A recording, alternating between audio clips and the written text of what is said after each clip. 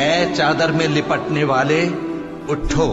اب خبردار کرنے لگو اور اپنے پروردگار کی بڑائی بیان کرو، اور اپنے کپڑے پاک رکھو اور شرک کی گندگی سے تو الگ ہی رہو، اور اس نیت سے احسان نہ کرو کہ اس سے زیادہ کے خواہاں ہو، اور اپنے پروردگار کی خاطر صبر کرتے رہو، پھر جب سور پھونکا جائے گا تو وہ دن مشکل کا دن ہوگا، یعنی کافروں پر آسان نہ ہوگا۔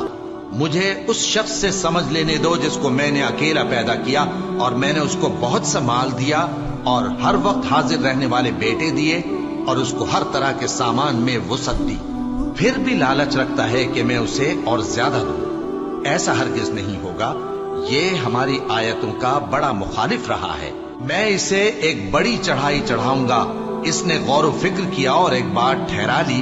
یہ مارا جائے، اس نے کیسی تجویز کی، پھر یہ مارا جائے، اس نے یہ کیسی تجویز کی، پھر اس نے نگاہ کی، پھر تیوری چڑھائی اور منہ بگاڑا، پھر پیٹ پھیر کر چلا اور تکبر کیا، پھر کہنے لگا یہ تو جادو ہے جو پہلے لوگوں سے برابر ہوتا آیا ہے، پھر بولا یہ اللہ کا کلام نہیں بلکہ بشر کا کلام ہے، میں ان قریب اس کو سقر میں داخل کروں گا۔